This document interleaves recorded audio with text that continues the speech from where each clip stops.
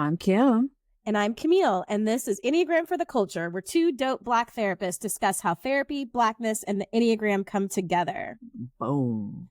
All right. So in this episode, we are chatting with Erica, who identifies as a 6. And so if you want a deep dive on what means to be a 6, in episode 10 on both season 1 and 2, we spend a lot of time talking about that type structure. But for a little refresher, our type 6s are called the loyalist. They're the types that are going to be very committed, prepared. They're responsible. They're very engaging. They live in the head triad. So they live in their heads a lot. And so they can sometimes present with some form of anxiety. Not that other numbers do not struggle with anxiety, but it can show up for 6s in a specific way. Their basic fear is of not having support or guidance and not being able to survive on their own. Their desire is always to find security and support. And their messages are sometimes it's not okay to trust myself, or it's I am good or okay if I do what is expected of me so that I can keep that security and stability. Yeah. So in this conversation with Erica, subtypes comes up. And we talked about subtypes in the past. So if you want to get a refresher and kind of get a more expansive explanation of what subtypes are, go back to season 2. We actually did a mini episode just talking about subtypes, and you'll find that right in between episodes 5 and 6. But just briefly, subtypes is short for instinctual subtypes. And those instincts are instincts that we all kind of carry with us just as a part of our human nature. And so that includes social, sexual or one-to-one, and self-preservation. So again, we all kind of have these instincts within us. And as it applies to the Enneagram, each type has a stack, if you will, when it comes to your subtypes. And so essentially, it's the lens through which you kind of see the world. So for example, if your primary subtype is self-preservation, then you're gonna kind of filter everything that you experience and see in the world through that lens of how does it impact me surviving? How does it impact me being comfortable? How does it impact me having my needs met? And so we'll get into why this is so important to know, but it's a really relevant topic that sometimes folks skim over. It also really adds a lot of variation to identifying your type. So when you add, landing on what your dominant type is, plus your wing, plus your subtype, you're not looking at just 9 different types. You're actually looking at, 27 different types. Yes. And kind of the sort of famous number when we think about subtypes is the 6s, because the way that the subtypes show up for 6 can be pretty starkly different. And like Kim said, it's really important with typing because as we actually hear in the interview, the subtype kind of influenced how Erica came to her number and what she had thought about the number. So we're actually going to jump into what the subtypes look like for type 6. So for a type 6 who is of the self-preservation instinct, that is going to look like they're going to show up in a way that the fear and insecurity, anxiety that I was talking about is a little bit more of a louder theme. They want to build strong alliances with other people, and they do show a lot of personal warmth. They're very affectionate, warm-hearted in their interactions, and they repress their anger and are hesitant to share opinions because they don't want to break off the self-preservation of having that community. They feel less fear and insecurity when they can be connected and warm to other people. When a 6 is of the social instinct, then that subtype is going to connect to social ideals and working for a cause. They're really into standing up for the weak and justice, and they tend to be a little bit more black and white. And what that looks like is it can sometimes actually look like a 1. And so that social instinct of a 6 can show up being very precise, careful. They want to follow rules and procedures. They're very dutiful and rational, and they want to make sure that everyone knows what is expected of them. They want to have a system that they trust so that they can balance their self-doubt. And sometimes that means that they can be out of tune with their personal feelings. And then the final one is the one-to-one or the sexual instinct for a 6. And this is the one that, again, kind of is famously talked about because it's the counter type. And all numbers have a counter type. And a counter type means that it's the subtype that kind of looks very different than the traditional description of the number. And for Exactly. 6s, that counter type can look very, like, vastly different. Other numbers counter type can just look a little bit different. But the 6s, it's like a whole other ball game. And so for 6s, the counter type is that sexual one-to-one, and that can look like an 8. It can look like the way that they approach their anxiety is by actually becoming very dominant and very bold and very assertive and intimidating. And so there's lots of mistypes that happen with this because, again, it doesn't look like the other 2 subtypes that we just talked about. Their belief, the subtype for sexual one-to-one subtype, is that the best defense isn't good offense. And so they're going to be on top of the fear and almost running head on into it. They're going to look like a daredevil. They're going to look a little bit more rebellious. They're going to look puffed up and strong. And so they believe that their strength is their safety. And that's what helps them quell their fears or their doubts. So again, that counter type for 6s is really unique. And so it's really interesting to look at all of the subtypes because it really can help you navigate as you're learning about yourself through the Enneagram, where you kind of fit, and what makes sense to you in the structure of your number. Yeah. Yeah. Well said. And so, like she just mentioned, this can be incredibly helpful, and we would argue like critical when you're trying to figure out your type, because like Camille said, each type has a counter type, and these subtypes, they're going to kind of color each type in a different way. And so if you're reading about the descriptions and you're not keeping that in mind, you might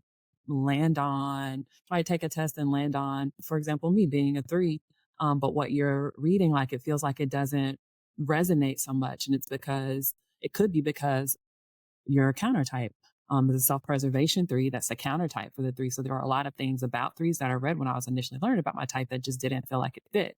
So it can be really, really necessary when it comes to learning about your type and trying to figure out what your type is.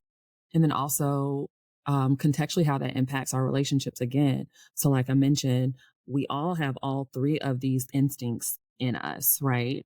And so, like we said, they're stacked. So if you have self-preservation as your dominant instinctual subtype, like we said, the um, self-preservation kind of being considered safe and comfortable, that's going to be a priority for you and what you really look for when you're moving through the world. But then that last stack, the at the bottom, that's going to be your repressed subtype. And that's also going to be really important to know in relationships. That can be kind of a blind spot for you or something that you just don't pay as much attention to. And so it can be helpful to know that again, so that you can keep in mind how it plays out in your relationships. And also for the folks that you're in relationship with, it can be helpful to keep in mind that sometimes the instinctual subtypes, you might kind of find yourself being in community with people who have a similar stack as you, or even a similar primary subtype. So Camille and I were talking about this before we got started. She and I are both self-pres. 2 of my close friends are self-preservation. I'm pretty sure my parents are self-preservation. And so kind of knowing that, we can possibly attract and kind of sync up with people who have that same primary instinctual subtype. But again, having that awareness of how whatever subtype is repressed for you, how that can pan out and impact relationships. So that's why and how it can be beneficial to be aware of these. Let's jump into the interview and hear Erica as she talks about being a type 6. Oh, so we're excited about today. Very good vibes, good energy already. Yes. Introduce our guest. Yes, I'm excited to introduce our guest. Today we are interviewing Erica Smith. Erica is a North Carolina native and owns a group mental health practice in Raleigh, North Carolina called Whole Mentality. Erica has been a social worker for 10 years and has worked with survivors of interpersonal violence, trauma, and continues to serve survivors of trauma as a trauma therapist.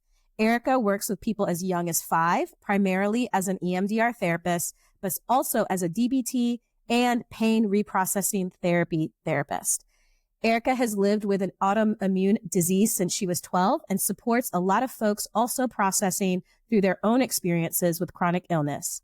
After several years as a clinical supervisor and consultant for therapists, Erica opened her consulting business where she provides equity consultations and training for organizations, along with community support for therapists in her Embodied Practice Collective, where she and other clinicians discuss growing professionally, utilizing an anti-oppressive framework while growing businesses aligned with their values and identities.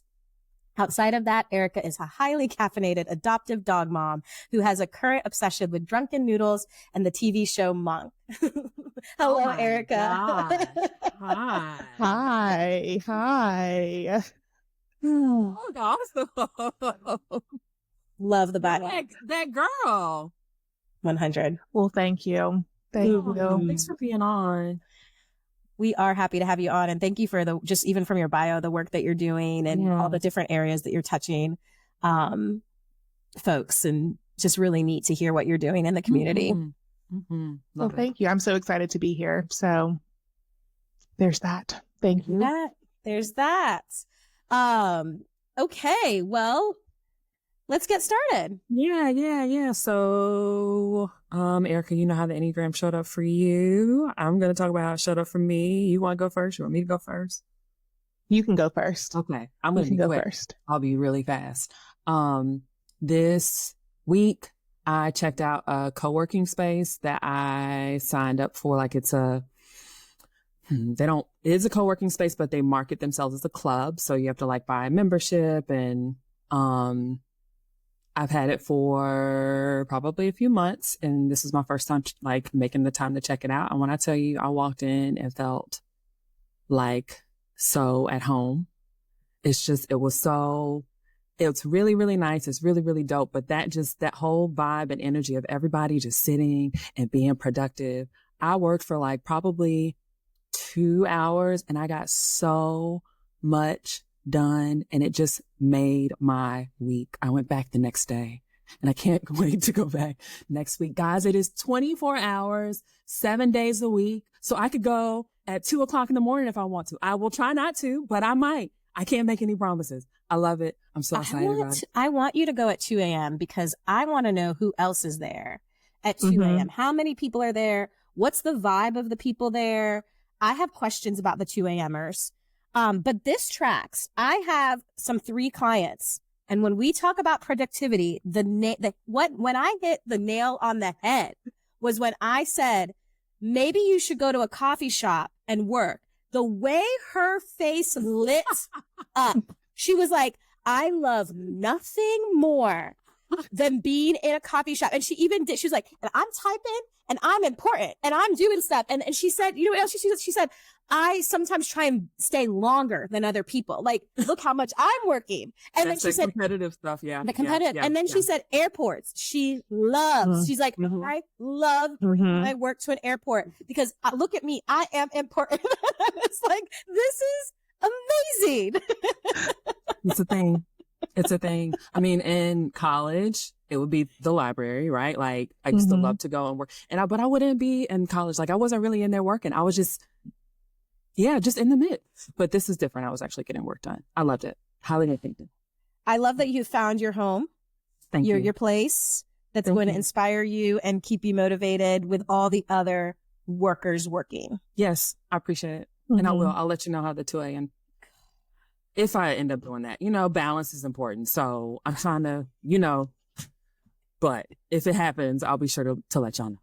Do you think it's going to be a lot of people at 2 a.m.? What's your guess? My guess is probably not. Okay. It wasn't super busy at 2 p.m. Yeah, it wasn't a ton of people, which I kind of like. I mean, it was a good number, but it wasn't like crowded. There was plenty of space to like be comfortable. There are couches, there are high top tables, low top tables, like little like bar stool areas. It's really, really nice. Downstairs, upstairs. Coffee. Yeah. I think that we could probably go around the Enneagram about like how people work at a coffee shop, because I like working at a coffee shop, but it's not motivating to me. Like I think for you, it's not like, it doesn't energize me. I like all the noise around me, and I like being able to like be typing and look off at this person and then type and then look off at that person. Like I like the energy of it, but not the like, I don't like dive in, focus. Yeah, no, I don't like the noise. I actually have multiple pairs of noise canceling headphones because I don't want to hear anything except for like what I'm focused on. It's absolutely just like knowing that that's what everyone is here doing. Like everyone is here to work, and we're taking our work so serious that we paid for this membership to be able to do this 24 hours a day, 7 days a week. This is amazing. Erica, what's your coffee shop? Like, do you work at a coffee shop or a co-working space? I love a coffee shop. I'm a member of Emily's co-working space. I used to go. I haven't been in the new space, and I'm really waiting for the new space to open. There's a balance. Like I love coffee shop, but if there are too many people, I am overwhelmed. And it's like so I need there to be people, but I don't want you at my table. I don't want to share sitting space with me. But I want someone to look friendly enough that I can go to the bathroom and be like, can you not steal my stuff? Because I hate having to like move my stuff and come back. So it's like a fine balance. So I'm all like, as soon as I get to a coffee shop and I sit down, I'm trying to sit near someone who also looks like they're working, who also looks like they're not going to steal my stuff, so that I can go to the bathroom without having to take all my stuff. And everyone's like, why is that your thought process? Because I'm always looking out for someone to attack me at all times. Yeah. That's essentially what it is. But I used to love a library, but I think because in college, like you kind of know, I used to study in the middle of the night in college. That was my time, but I knew that everyone else in the library was like, had swiped themselves in. So I felt less in danger. So it was like, everyone here has a student membership at 2 a.m. because that's the only way we can get in. There's a random security guard who I don't think can keep us secure, but there's an illusion of security. And so like in the general public, I'm like, I don't know how you got in here. I don't know what, are you here to learn? What brings you here? So you can see my 6 is really coming out right now, because I'm always one of like, for naming your type for the people. Welcome. Erica is a 6. I'm always assessing to see who might be here for nefarious reasons, or and someone was like, you were always worried about people stealing your stuff. And it's funny because I don't have anything. Like, you won't get very far. You won't be able to buy a house. Like your skincare my products. dog is scared of everything. Yeah, my skincare collection is probably the most valuable thing I have, honestly. And so, but I just don't want to have to go through the effort of like calling the police, filing an insurance claim, replacing it. I really believe in ease. So I pay extra for convenience. 100%. Not like in a wasteful sense, but it's like I will spend extra money to buy this thing one time versus like not a lot of money to buy it over and over again, because I don't want to have to leave my house again to solve this problem. That's fair. So yeah, but anyway. That's good. I've never thought about, I like when I sit next to someone who can watch my stuff, but I would not put that on my like top 3 like needs when I'm finding my seat. And so again, like the fascination of like what goes on in people's head when they walk into a coffee shop. This is good. Yeah. And I like going to a coffee shop with a friend, because then that problem's solved, but it has to be the right friend, because one of my best friends, when we go to a coffee shop together, nothing is accomplished. Nothing. Like some judgment of others has been accomplished, but no work has been accomplished. So it's even like finding the right co-working friend who also will co-work and not create chaos. Yes. I'm also big on space. I need to have my own table. I need to have my own space. I need to have all of my things laid out. Like, so if someone wants to share the seat with the table with me, I'm like, I don't know about this, because I need my space. I bet you're probably like that too, Kim, with the space. Absolutely. Please do not sit at my table. No. Can't sit here. Seats taken. by my backpack. That is. Yes. Yes. That's exactly what I do. Oh my gosh. Well, Erica, how did the Enneagram show up for you this week? So this past Sunday, I think, was it Saturday or Sunday? For whatever reason, I decided that I was going to calendar plan. Mm-hmm. I also have like my therapist says I have other specified ADHD. So which is very much in line with my diagnosed anxiety. So sometimes I just I just need to sit and plan, but I have not done this in months. I spent literally the entire day coding and color coding my calendar. And even I realized that this is not the best use of my time, but I could not do it. And then the rest of this week, when I'm really anxious, I wake up around 3:30 a.m. like clockwork. And it's I have this pit in my stomach, and I realize, I am very stressed. Yes. I am very stressed about there was some work stuff happening this week, and it was just until about Wednesday, I wasn't sure how the problem was going to be solved. The problem worked itself out. Everything was fine. But I think on Sunday, I tend to fight for something that I can control.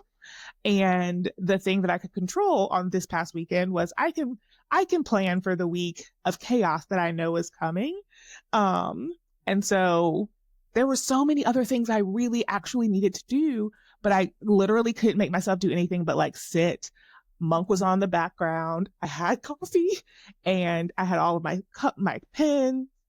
I'm one of those people that has, what you can't see is I have a shelf behind me that is filled with planners, because I also don't throw them away. I don't. Because in my mind, I'm going to need the planner from 6 years ago to solve a problem in the present. Mm-hmm. I'm the same. Don't know why. I'm the same. But I do go back to something, and I'll be like, that's right. In 2019, on May 25th, Kim and I went to dinner, and I know that because it's written right here. Okay. And now I know. What is that salt? What in 2024? What's that salt? Can you give us some maybe you might be like, where do we go to dinner? Where do we go? Or what that conversation? I don't know. I mean, I don't go back to an old planner often. I don't know how much you do, Erica. Maybe probably twice a year do I go in my stack of old planners, but that's about it. Usually for me, it's to prove a point to someone in a conversation. It's no, this is what happened, and here's how I know this is what happened. And this has happened regularly, and it's not always, it really depends on where my energy is being spent and whether or not I need to prove a point. Because sometimes I genuinely don't care, but other times I'm nope, I'm going to win this one for no reason. It's not a value. It's not usually when I'm at my best. It's I'm done, and this is the thing that I can control. And so on March 13th, 2017, this is what we did. Told you. See? Right here. Do you think so? Are there people that throw away their planners? Why would you throw that away? No, I don't know. Well, me, I have it on my, You're digital for it, right? So that eliminates, the physical need for it. And it's a lot easier to just go into a search bar and type a few words, and then boom, there it is. So the question was, why would you throw it? Because for me, it takes up space. But since I was a young child, and I don't know where this comes from, I don't know what I saw, I have had a fear of being arrested for something that I didn't do, or for something that I didn't know was a law. So my other reason for keeping my planners is to be no, officer, I was here on March 13th, 2017. I wrote it in pen in my planner. And so it's a very, sometimes even in stores, I'll just make sure to walk by the security camera just so there's evidence that I was here. And I don't know where this comes from, but if there's a self-checkout line, I'll stand in front of the self-checkout camera. So it's time-stamped. I was at Target at this time. So I could not have been across town doing whatever that other Erica Smith did. That's the other problem, is my parents were adamant that their kids would have social, names that wouldn't prevent us from getting jobs. But what has actually happened is I have a very common name, which has created other pretty severe problems in my life. And so like, you give me the unique name. So yeah, it's like a lot of, I have anxiety in various directions for things that don't always make sense. Like there's some element of truth being a Black person in America, being afraid of being arrested for things. Yes. But you know, the need to walk in front of cameras every time I go into a store just to be like, see, here I was in Macy's, not across town. I mean, check the tapes and my planner. Says Macy's. 2 p.m. Got an alibi, my planner and the tape, Macy's tape. That's amazing and just so cool. Like actually, like it makes sense. It does make sense what you're doing. So I'm here for it. No, I don't use the planner for that situation. The planner for me also is it's a snapshot of the year. And so like, I don't want to lose the snapshot. So because I could be like, wow, that week was crazy. Wow, that week was really fun. Wow, that week, like. How often do you do that from 2017? Yeah. I mean, I'm going to like, let it go. Let the planner go.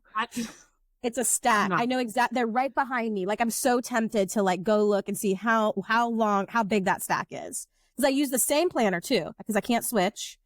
So it's the same style planner. I've been using it since grad school. So I probably have them all since grad school.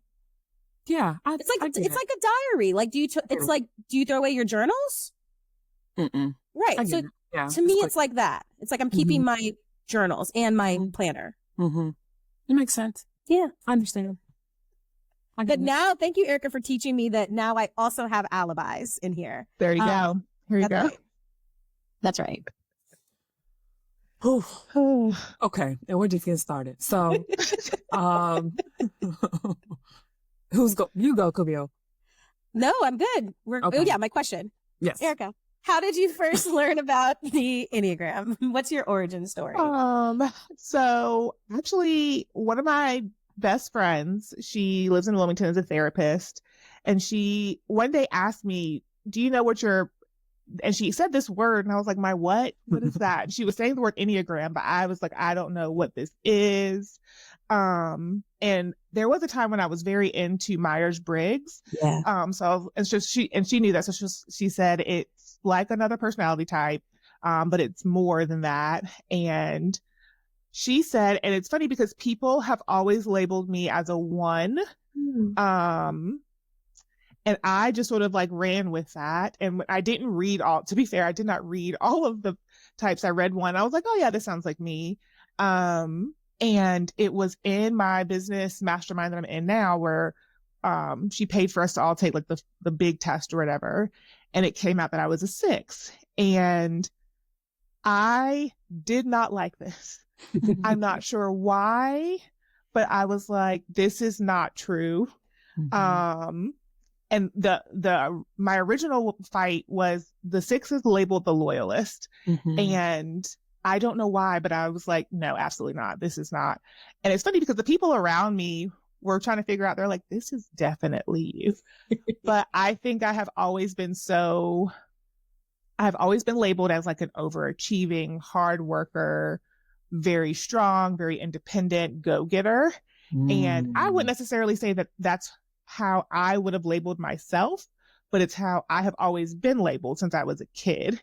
And so I think when the loyalist felt very passive to me, my nervous system was like, I can't be this because I have to be something else. And Emily and my therapist were like, tell me more about why this is so difficult for you, because I was very hung up on it for like several therapy sessions, and everyone else saw it. Everyone was like, this is very much you. This is, you carry the same anxieties, how I show up in relationships, some of the healthy and unhealthy ways. My friends were all like, this is definitely you. Because if you're having a bad day, this is you. And so I do know that I am a 6. I have moved to the place of acceptance, but I think it was sort of hard to reckon.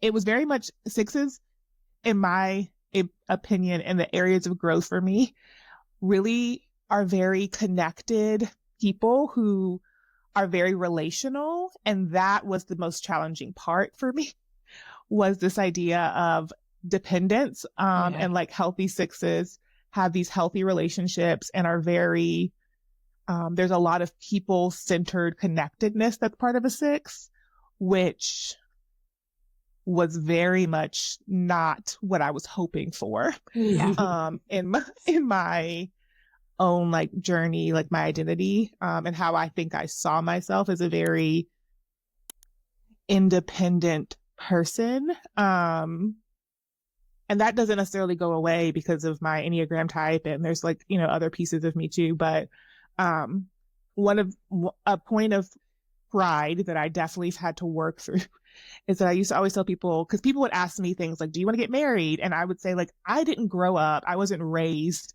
to want to be a wife. Like, that's not how I was raised.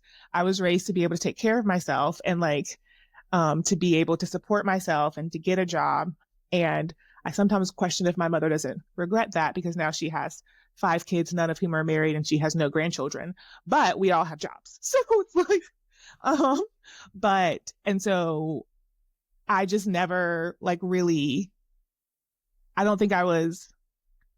think the way that I interpreted that as a child was that like, I need to be independent and I need to be able to take care of myself and not to need people, which is not the message that my parents were trying to convey, but it's the one that I took away.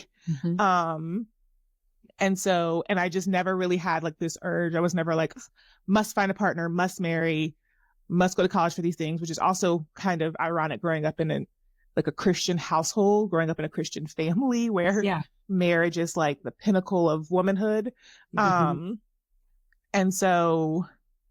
I used to like really struggle because that was what so many of my friends wanted. And I was like, this is just not, I don't necessarily have that desire right now. Not that it would never come, but it just wasn't like that intimate relationship was just not something that I think I was taught to want. But because I think I associated it with weakness, honestly, this idea of like needing another person. And to be fair, a lot of the examples I saw of relationships were not healthy, and they were very codependent, and their identity was very much wrapped up in their partner. So I think that also supported this misconception I have of like the benefit and the value of relationships, was because I saw unhealthy, very codependent relationships. And so I think reading the 6, it was like, this sounds like a lot of connectedness with lots of supporting people. And it's ironic because my professional identity is very wrapped up in supporting people and like challenging unjust systems. But that is professional Erica. That is different than personal Erica. So I think and I make this point of like reading more about my Enneagram every week, which is about all I can digest because I feel too seen in some of what it has to say about me. And I was really trying because like when you read about it, like there are these scores. And so I was trying to like lean with the numbers because my 6 score is not very far off from some of the other numbers. But I'm very much a 6. Like so I was like, maybe I can be a 5. Like it's really close to a 5. It's kind of close to a 1. But the more I like read about like some of the challenges, it's like, yeah, that's me right there. And that's been something to digest. How long ago did you say it was when your friend from Wilmington first introduced you to it? About 5 or 6 years ago. Okay. And then it was pre-pandemic. Okay. And the 6th landing happened, you said last year? Last year. Yeah. I think we talked about this on the show, like that when you're trying to find your type and land on your type, I think what you just shared is such a common like experience and response. With the exception of maybe 7s, Camille, like, you know, land on our type and we're like, nope, I don't like this. I don't want it. Was there anything, Camille, about you like when you landed on 7 that you read or that you weren't like, that you didn't like? No. I don't like at first. No, I did not have a negative reaction at first. It, to me, reading it the first time was honestly more like, wait, why would anybody not do this? Like, this makes complete sense.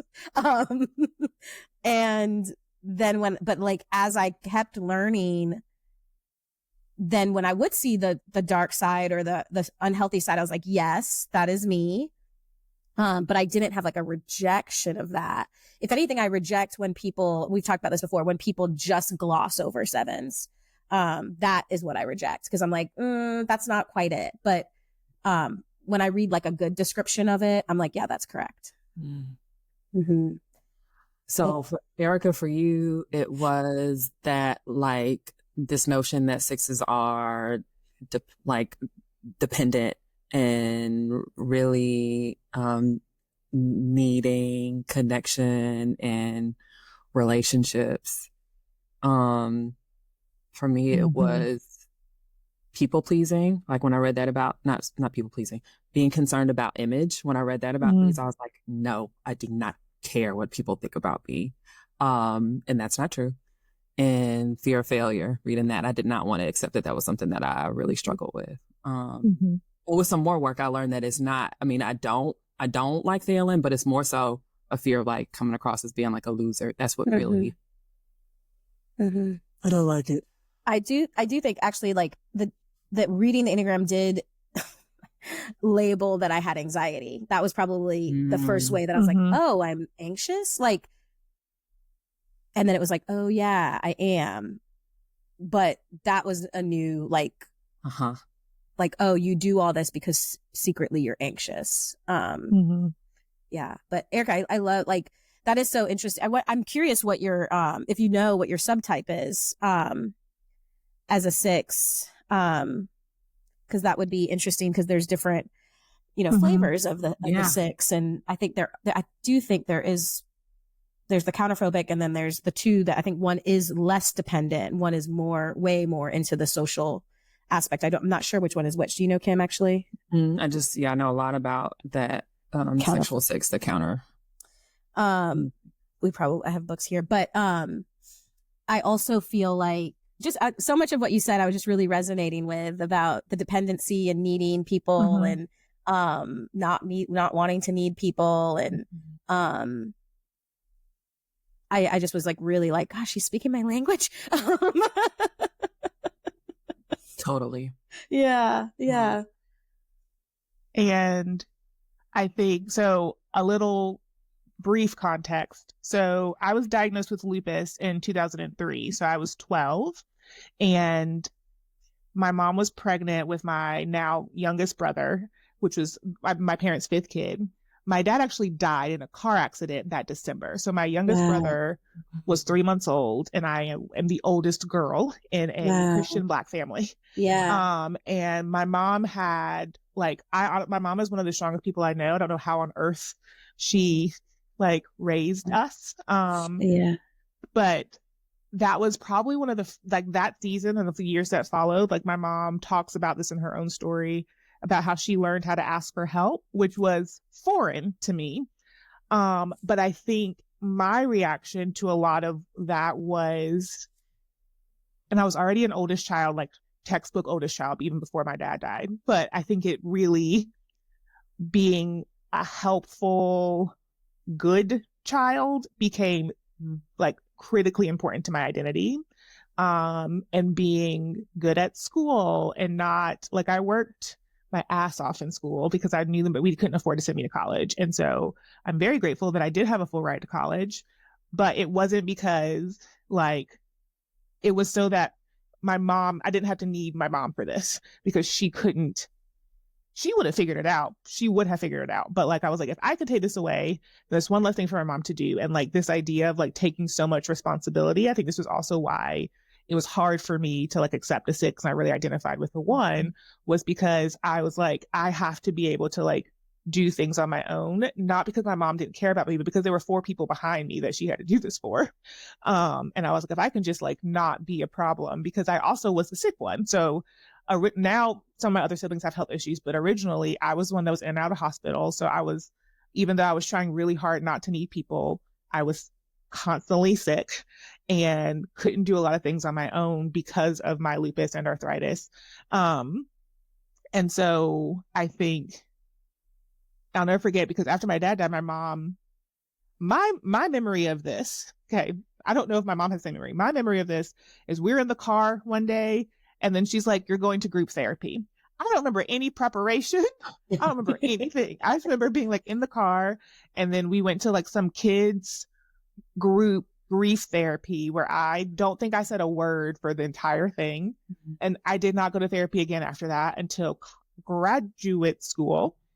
I should have gone to in college, but I didn't go because someone else in my family was having a mental health crisis. And me being who I am was like, I can't afford to have a mental health crisis. We have to take care of this other person in my family.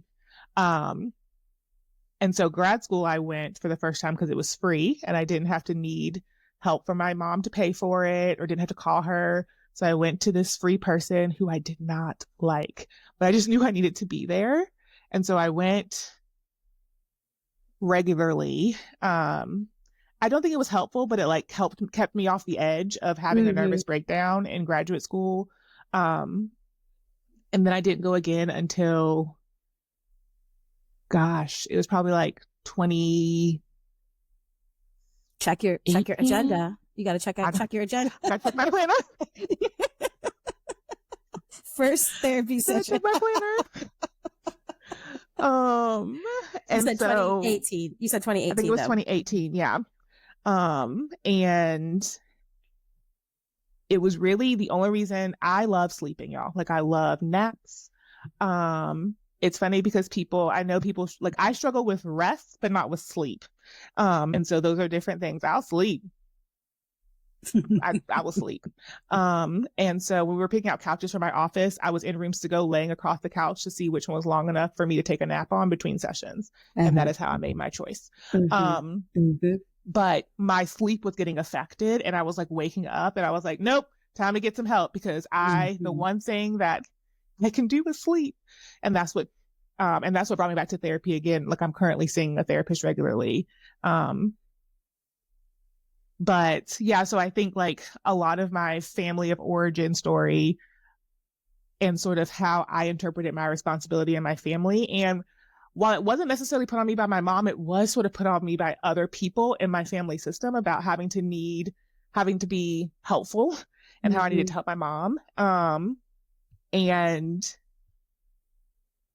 I think just in general, I wound up working with like a lot of oldest daughters and families as a therapist. Mm-hmm. And I'm like, yep, it's universal, isn't it? And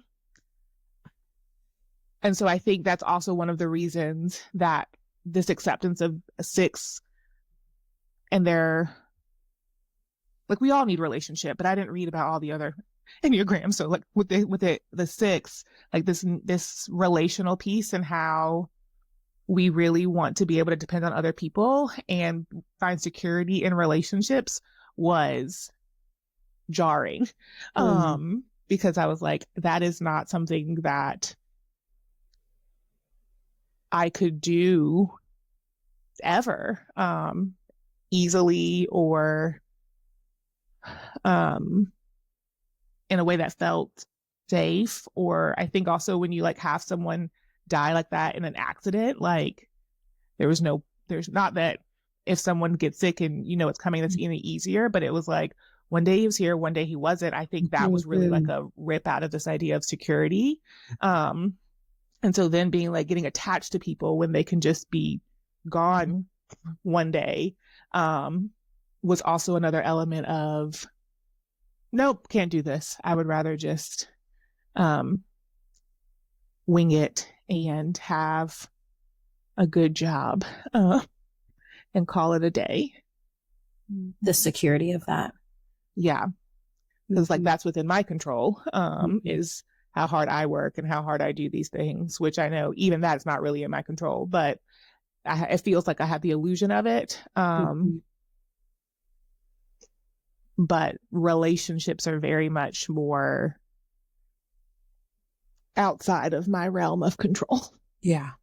Yeah. Yeah. Thank you for the context. Mm-hmm. And just for sharing and being vulnerable and honest and open.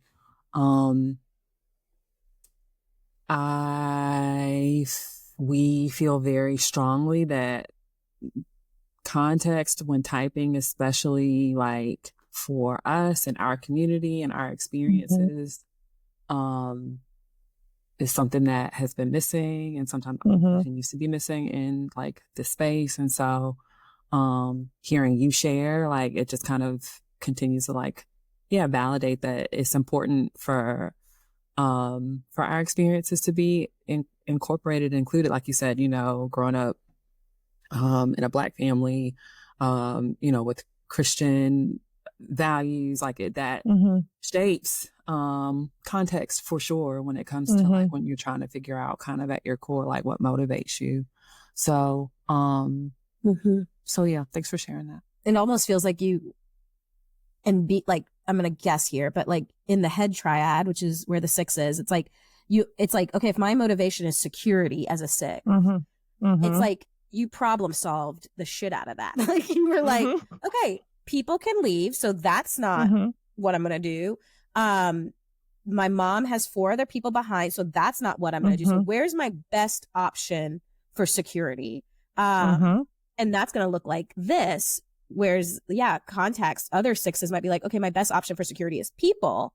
But for you to say I've seen life, and what can happen in life, and my best option for security might not be people. But I'm still going to run towards security, like what you're talking about with your career and working hard. That gives a sense of security. Yeah. And I think it was always the thing that I could come back to. And in college, there was one point in college I had 3 jobs. I was a full-time student. There was a point in my professional life, because I was working in nonprofits, I had 4 jobs at the same time. And that was always, and my mom would always joke, you work like your daddy, because my dad had, my dad had some of those random jobs, but we were going to have food on the table. And he always had multiple jobs. And I think in my mind, if I could just work harder, then I would be safe. I would be okay. And one of my worst fears, even though my mom does not put this on me, was like, I can't call my mom for financial support. And not because she wouldn't be there, but because I was like, this is my way of like taking care of my family, is by not needing things. Because I also know that if I have a health scare, I have to call my mom, because one, she would kill me if I didn't call her. And so we have a different problem, but like, that's my emergency contact person. And so I'm kind of like always saving my mom's emergency needs for like, if I have a medical emergency, because someone has to do it. But these are all decisions, like I'm constantly making decisions for other people without asking them, which is another thing that, 6s can do, is like, I'm going to assume what you're thinking or what you need. In an act of one, also like saving this relationship. It's like the best thing I can do for this relationship is decide what you need in this relationship and be as try to minimize any inconveniences I could bring forth to you.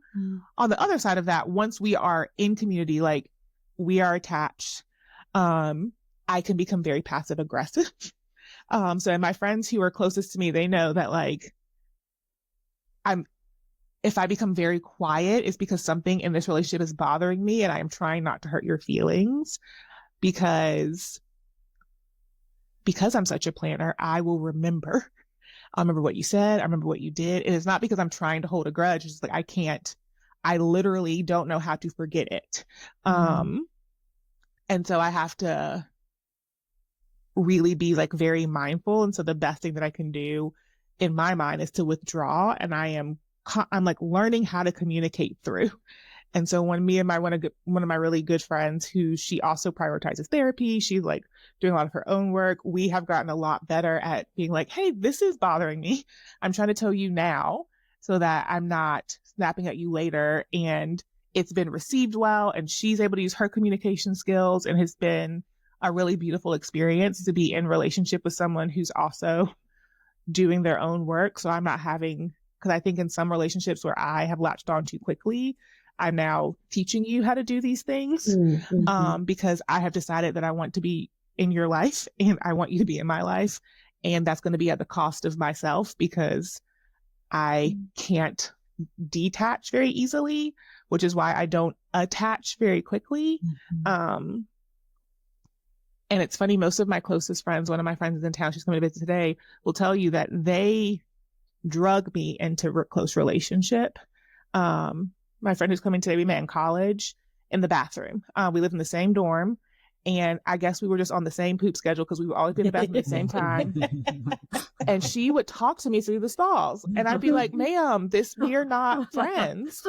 And she would talk to me in the stall, in the bathroom. And she was just so polite and so kind. Anyway, now she's one of my best friends, but I always joke that like I couldn't escape her. It wasn't intentional. She was just like, we're going to be friends. And, more than 10 years later, 12 years later, we're still really good friends, even across her state moves. And a lot of my friendships, when I look back at like who I'm close with, they really were the like, you're going to be my friend, and here's why. And I don't really care that you're using the bathroom. We're sharing a stall wall. So here we are.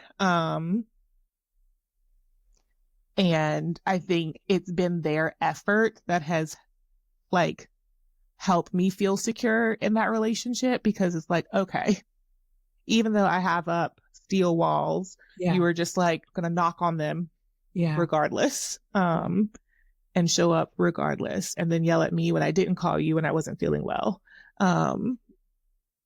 That has been new in my adult life. Can you share more about like specifically how you see your type intersecting with your Blackness? Yes. I think so. I feel like I'm talking a lot. Point of a podcast. So growing up, I went to like my original introduction to school was a Christian school where there were a handful of Black people in a very, like looking back, I can say it was a very, very conservative politically and not politically, it was just conservative all the way around. Girls wore skirts. The cheerleaders' skirts came down to damn near their ankles. It was just very, and so I was one of the few Black kids. I had a great foundational education, because the education, like your math, science, English, all that was further in some ways than like public school. I was pulled out in 4th grade when our teacher told us that our parents were going to hell if they voted for the Democrat. So this is such a vivid memory for me. And so my parents pulled me out of that school when I came home, and I was like really upset, because I was like, I don't know who you're voting for, but you're going to go to hell if you vote wrong. And here's what my teacher, Miss So-and-so, said. I remember her name. I will never forget this woman. And then your parents are like, and that's that. I cannot imagine. Yes. So from there, they took me from that Christian school to put me in a different Christian school, which was actually primarily Black kids. That was a different experience, because my home was also very conservative. So like I only listened to Christian music. I don't know if y'all know there was a Christian girl group called Out of Eden. I called them the Christian Destiny's Child. So like I was allowed to listen to like that, CeCe Winans, Yolanda Adams. So I went to this Black Christian school, and I didn't know what they were talking about. I didn't listen to the right music. I wasn't allowed to watch the TV shows that they were watching. And it was like a culture shock to my nervous system. And it wasn't a great experience, not because there was anything wrong with the students, but because I did not fit in. And when you're in the 4th and 5th grade, that's what you want to do. I was homeschooled for middle school, which is when my dad died, which didn't help because I just like the school was fine. It wasn't a season for my family to be engaged in the community because of what we were going through. Then in ninth grade, I go to public school at a predominantly white school. And it's just like and so this is my first time in public school. So, and in my interaction with a lot of other people, not all people, but it was constantly that I was being Black wrong or I wasn't Black enough. And so I learned pretty quickly that like, I met Taylor Swift, not really, but like I met Taylor Swift's music when I was in high school, loved it immediately. Her dramatics were my type of dramatics, but I remember vividly, I used to listen to Taylor Swift and like contemporary Christian on the way to school. And then when I got close to school, I would switch the radio station to, what is it? 106 in Park no, that's a TV show. Whatever the urban radio station was. Nobody listens to the radio anymore. I don't know what it was called. I would switch and I put in my Chris Brown CD, which I didn't really like Chris Brown, but I knew when I was driving into school, I had to listen to the right type of music. I was already teacher's pet, goody two shoes, science Olympiad team member. And I wasn't. And so then I went to Carolina for school. So then another predominantly white environment. So I was never white, but I wasn't the right type of African-American person.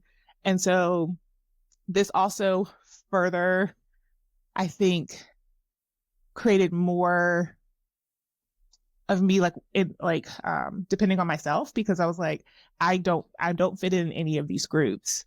And I think at Carolina, I was really hoping to find more Black people who felt like I felt, where it was like we weren't, but then I had no interest in any type of Greek life experience, which was also the wrong answer. Because I was like, this seems like expensive thing. And I don't do well with people yelling at me. I start to cry when I'm angry. This just feels like I'm not going to love it. In some ways, like, I think it would have been a great thing for me. But in other ways, I was like, I was so tired. I was taking lupus meds. I don't got time for this. I was just trying to graduate. And so there was like all these experiences where I wasn't the right type of person for things. I didn't know what was going on because I couldn't understand the references because I grew up in a very Christian household. I wasn't allowed to watch things. And so when people would, like in Black communities, when you reflect back on like history, I wasn't allowed to be part of that knowledge. And so sometimes people, even now, some of my best friends, and we've had to have some conversations like, you can't make fun of me for this.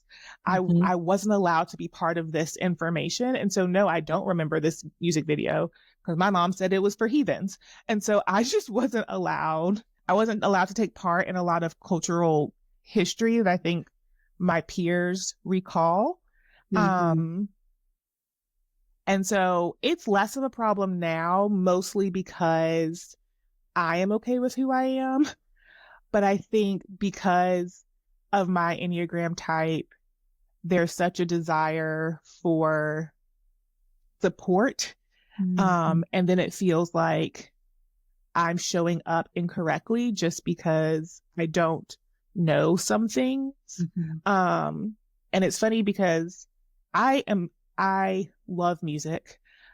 I went to the Eras tour. I am very happy about that. I'm a huge Swiftie. I've accepted it. But I also like other types of music. But it's just so interesting because I think I have, like, one of my big things is like, I am Black because I am.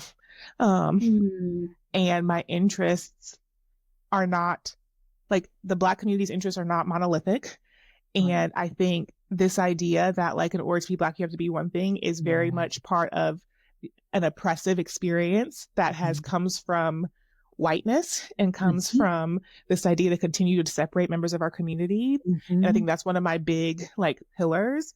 And so when I'm working with white people and Black people and they're saying certain things, I am very quick to challenge that, which is not always received well. But I'm like, we cannot continue to perpetuate the same stereotype that, like, this belongs to one group of people and we are not allowed to have interest in that. Yes. And don't get me wrong, I'll make fun of myself. I don't like cheese. Therefore, I don't eat macaroni and cheese, which I realize is just a huge thing. I just don't like cheese. I've not liked it since I was a kid. I don't know how to make macaroni and cheese, but I make the best desserts in the room. And so I'm like, look, can't contribute this to the family cookout. But if you want my chocolate chip cookies, you're going to stop talking shit about the fact that I don't do this. Right. But I love the boundaries you've set. Like the don't make fun of me for this. Don't talk shit about me not making macaroni and cheese. Like you've set boundaries around your Blackness and how, you know, and I loved your statement of like, I'm Black because I am. Like, and I don't know, I love the boundaries that you've set around it. It's been a process. It's been a process. And I think I'm still learning and still trying to get some of that right. And there have been times where I've had to like remind some white people that I'm like, no, I'm Black, because these jokes that you're making are problematic. And this is why we are not as close as we once were, because I have told you these things and you have decided that I am not Black enough for your closed-minded interpretation of what it means to be part of a community of people for which I'm part of because I am. And I think, and I will say in a lot of ways, as much as I hate to admit this, it was two presidential elections ago that really made me this vocal about my own experience, because I was like, y'all not about to get me in this mess that y'all doing out here. And it was really me reminding folks that like,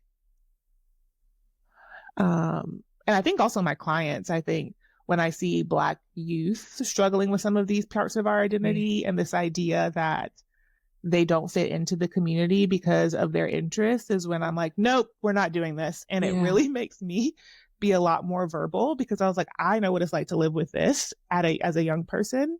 And I've seen the damage that it does to even some of my friends who are adults now, that if I can have a very important conversation with one young person who can then grow up knowing that they are enough because they are, then my job is done. And so, yeah. Yes. Thank you for that. Thank you for that, like, for the courage to like allow some painful experiences to kind of lead you to purpose. That's hard to do, but it's needed. And so what you're talking about is so needed. It's such a common experience for many of us to be, for a number of circumstances and again, context, like to be in settings where you're bullied or harmed, wounded by, your own people for, not being Black enough, taking your Black card, like that. And so I loved hearing you say, we need to like stop that shit and stop perpetuating it. And the way you explained that, it really is like, it's more like residue from racism and whiteness, and that being centered where, we are carrying that on. And so again, thanks for the work that you're doing to stop that. And it's again very inspirational. You've inspired us in a number of ways already, from your skincare to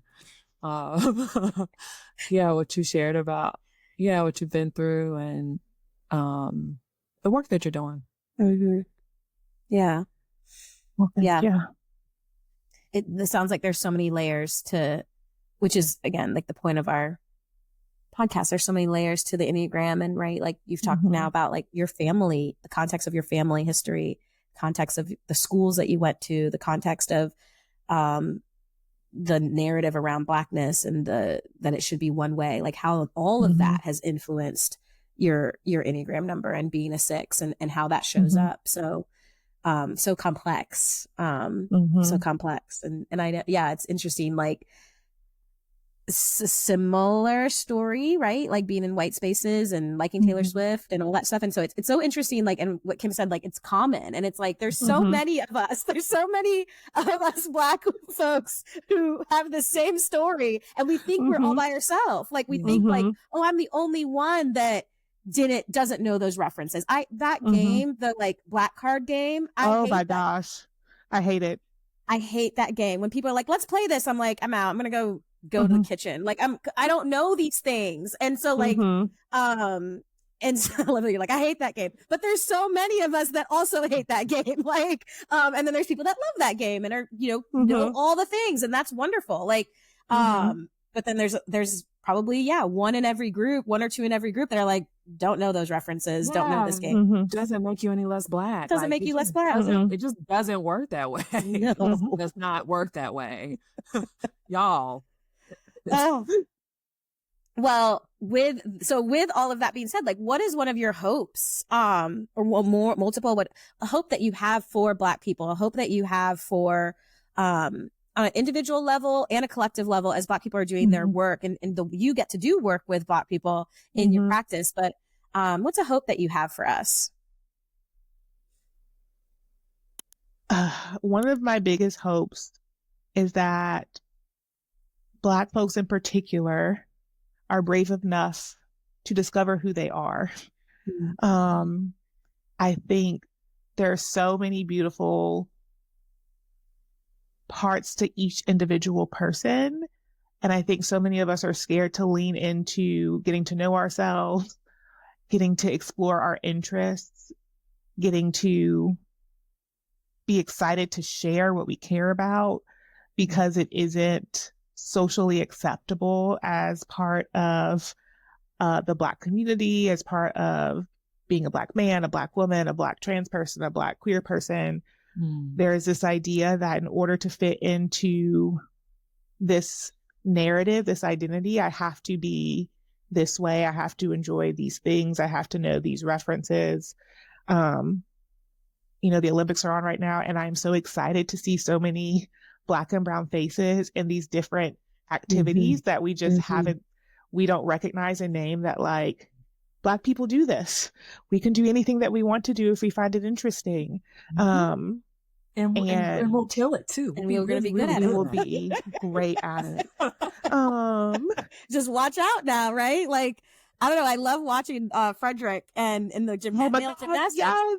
And I said to, I think my family, I was like, 5 years. Like the way that our women's gymnastics team looks now, which is 4 out of 5 people of color. 5 years. That male gymnastic team, next Olympics, I think you're going to have more than just Fred there. Like, because it's such a matter of representation and like, I can, and so I'm so proud of him. And like, his platform, and he knows his role. Like he knows that this is what my mission is to encourage Black boys to go to the gym and like tumble around and like, and I'm so here for it. And so, I think one of the things I'm so grateful for in my family is like watching I have a sister and 3 brothers, and my brothers all have such varied interests. And I am like so proud to know them just because they are just great people, but also that they were brave enough to go do things that they wanted to do. One of our brothers is really into archery, and I'm like, and one year for Christmas, he asked for a sword, and I'm like, what are you going to do with this? But he just enjoys doing these survival skills. And we know that if there's ever an apocalypse, we need to find him because he's the only one with skills. The rest of us are screwed. And, my other brother is studying Spanish and doing all these really unique things that I think, I'm just so grateful that they have grown up in an environment where that's celebrated. And like, be interested in what my brother moved in with me a year or 2 ago, and he's an individual. There's no one quite like him. His bedroom is like a fever dream. It's got so many colors. And just I can't go in there because he also has LED lights. And I'm like, you're 24. Be you be you. You know what? Let me not put an age on it. But I think they also inspire me and remind me that like, okay, how do we create spaces where people, especially members of the Black community, are brave enough to be themselves and are celebrated for being themselves and are not pushed backwards into these containers of this is how you have to show up in your own identity. And I think that's one of the reasons I'm so passionate about the work that I do, and that like you don't have to make yourself smaller because you don't fit in with a problematic society's interpretation of who you should be. Love that. I love that. Yeah. Yeah. Oh, that line. Yeah.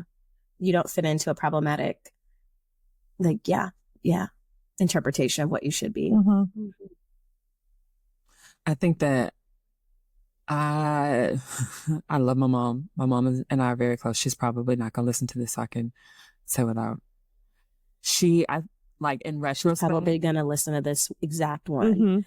This is I know we'll duke it out if we have to. It doesn't change the fact that I love her, but she was like one of the voices for me who was like, you can't do that.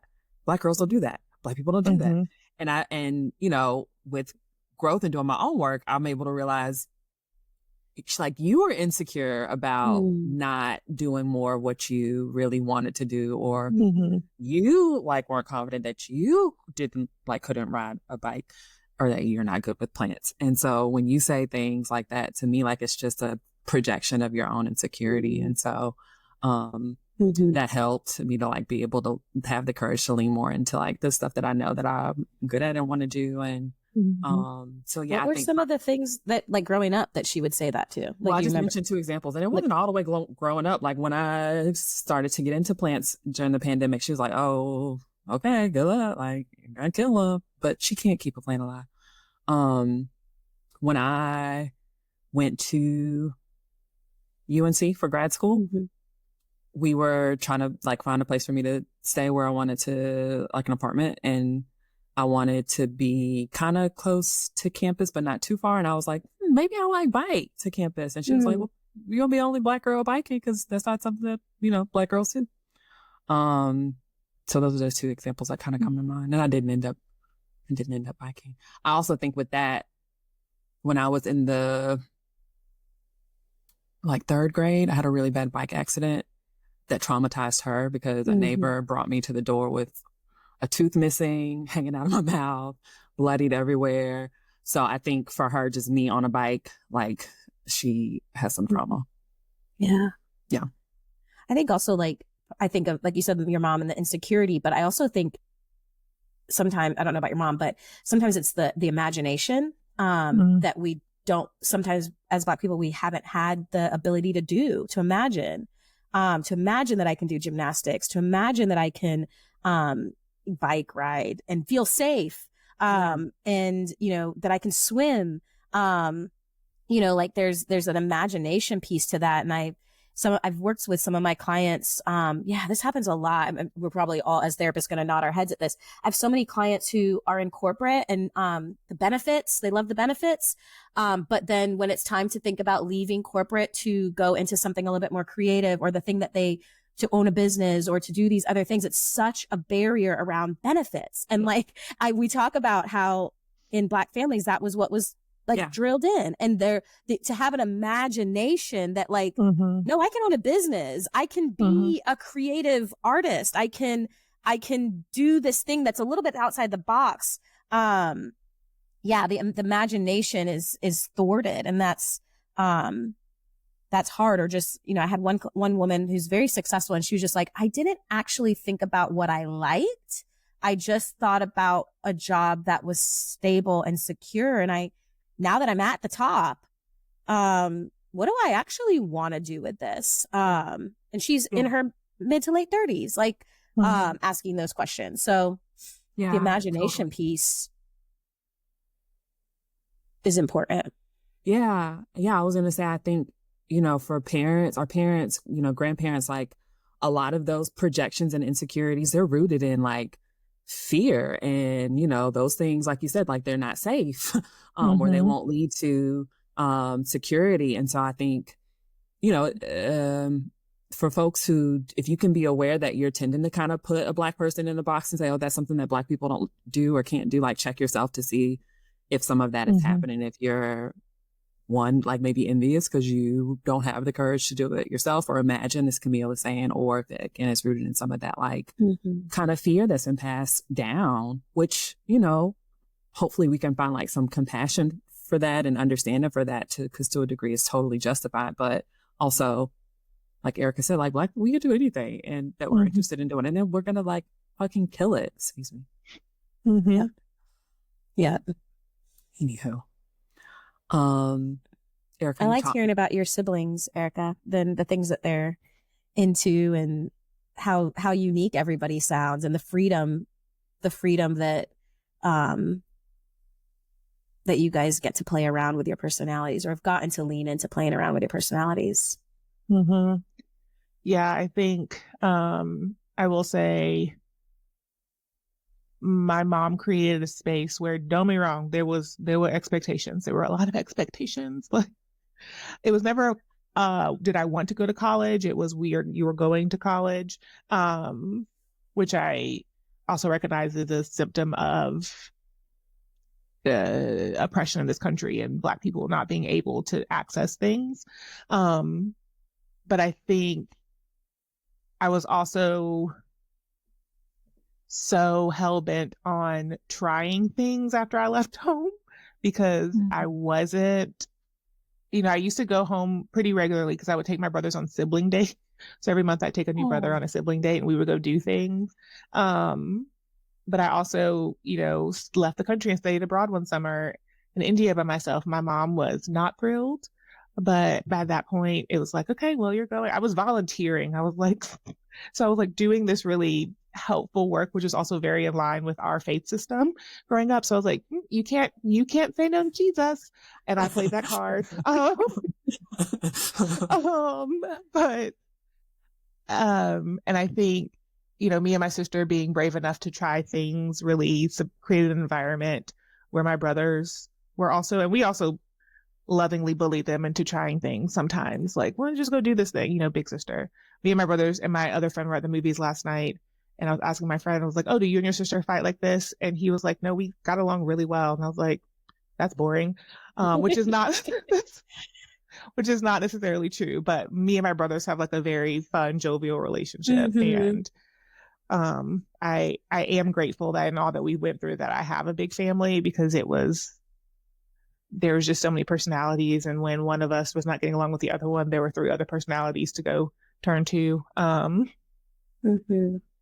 But yeah, and now me and my brother live together and my whole family thinks it's so cute. And I was like, it's my first time living with a boy. I may never do it again. So that's that. That's how that's going. Okay, so you've talked about you mentioned therapy and what that kind of journey has been for you. Can you share something that you've learned from therapy that continues to like really just stand out to you or resonate with you, sticks with you? One was I was diagnosed with generalized anxiety disorder.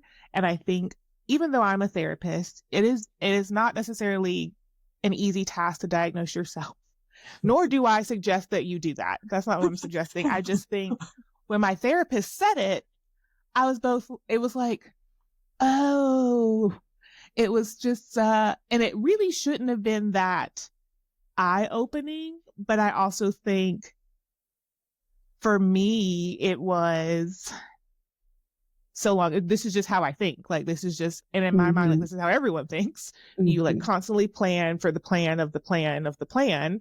And then you have a backup plan for all of those plans and a contingency plan. And that's apparently not what other people do.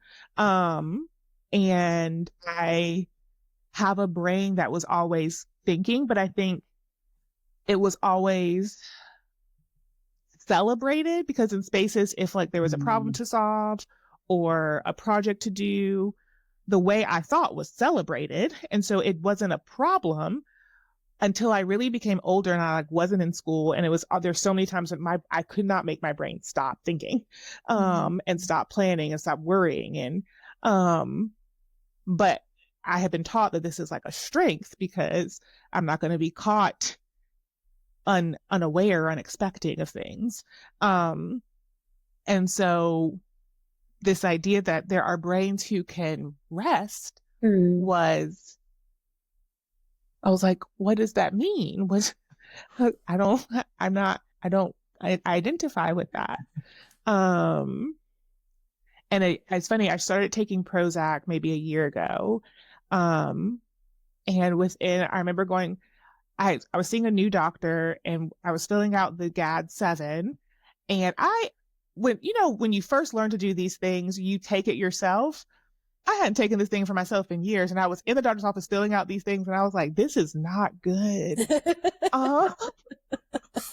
And my doctor, you're like circling like most, like always. Yeah. always. And my doctor this is my first time meeting my new PCP.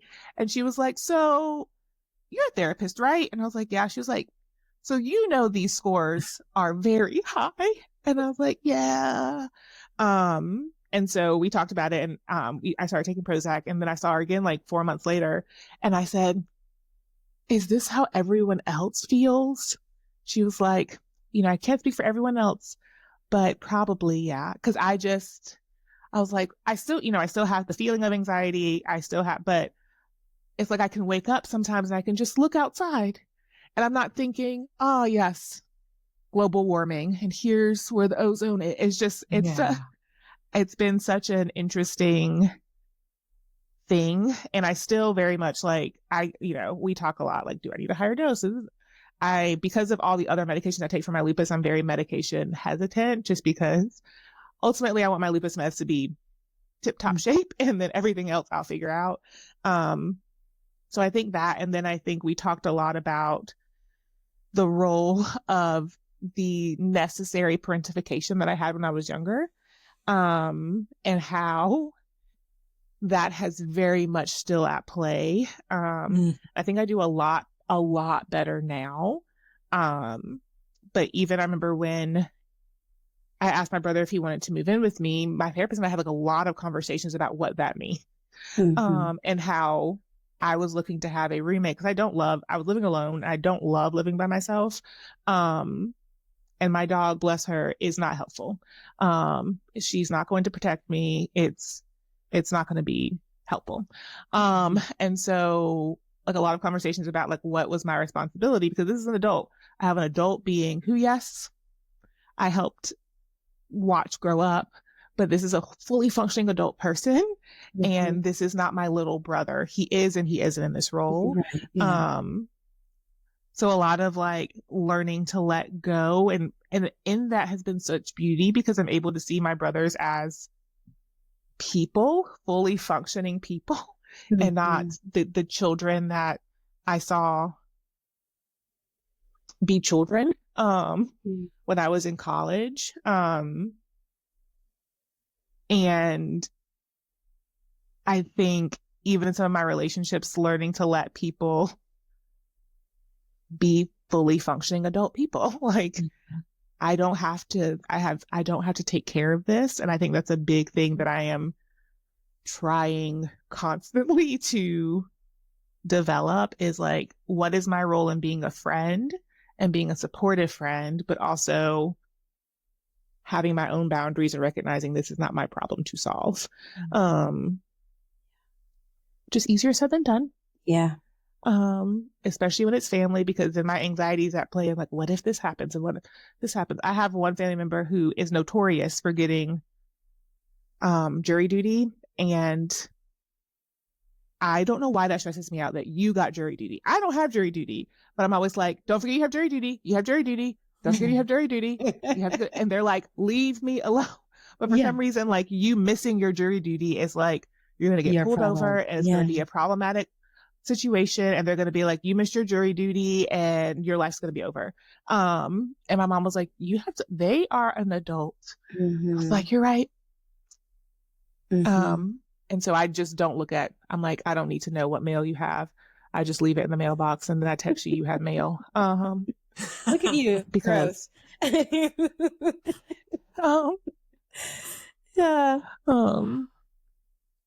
But yeah, so I think and as much as I want to be like, I'm done with therapy, I'm good, mostly because I'm like, you are out of pocket and this bill is, It's a bill. it's worth it. It's worth it. But I'm like, look, I don't want to feel these feelings every other week for this price. Cause I could just use it for something else.